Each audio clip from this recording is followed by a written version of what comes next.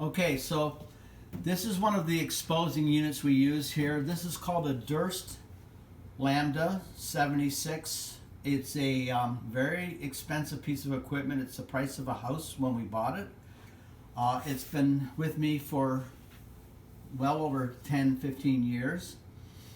What this is a laser exposing unit, red, green, and blue lasers that take digital information that we send to it, and then it shoots a beam of light. So in behind the machine there are 3 lasers that are taking the signal from your files that you'd get send us.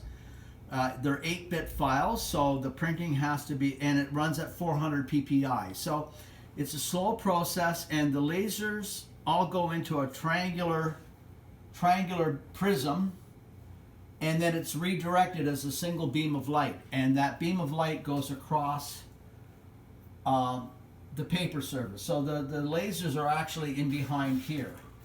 The paper we use, there's now a few options. We use Ilford Gallery paper, which is a fiber-based paper, which we buy from Ilford or through their representative here in Canada. We buy ortho film, which we can buy from Ilford as well, or from Berger has now got a film that we can use. And in the very beginning, when I started doing this, we were using Agfa Classic, which for some of you that are watching this, you remember Agfa Classic. And it worked in this system, but they went out of business, and then we switched to Ilford. So what happens is that we buy it, this is a 32-inch processor, so we buy the paper in 32-inch rolls. The paper is loaded up into the top of the unit, and then when it's inside, it's fed down through here, and it comes down to a load position down below, and it grips. And so now we've got a sheet of paper. So we lose about 6 inches every time we do this. So when we quote you a price, we're always adding the wastage, because there is the 6-inch wastage. And the paper slowly moves down, which controls the speed and the PPI. So the faster the machine runs, the lower the PPI. We found with the fiber-based paper, we have to run it at 400. We can't run it at 200.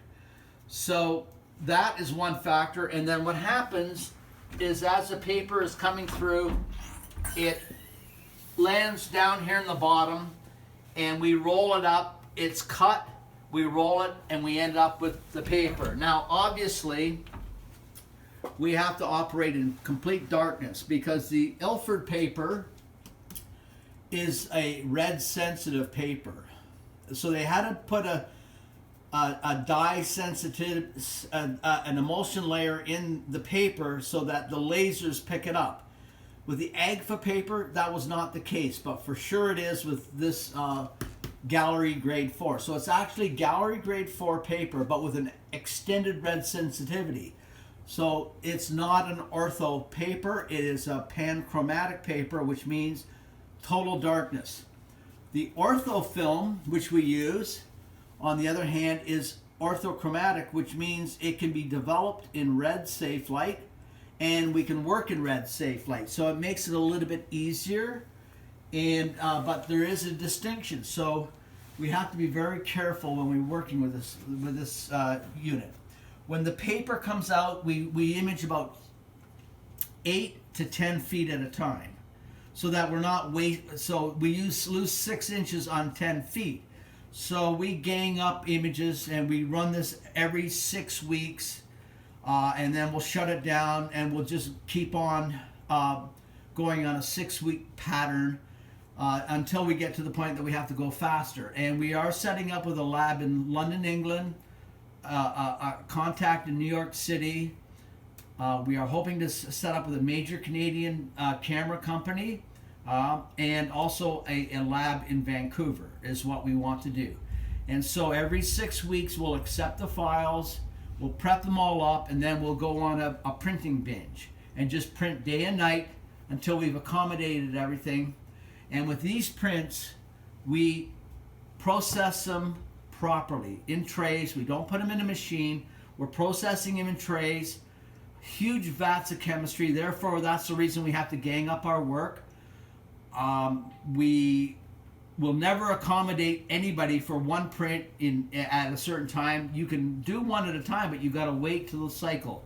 So we're going to build up this cycle because we're using 50 liters of developer, 50 liters of stop bath, and 100 liters in two baths, 50 and 50 of rapid fixer. Then 100 liters of 50 liters of hypoclear. So you can see it's not a simple setup. It's very difficult, but we do proper archival processing of our prints, all done by hand.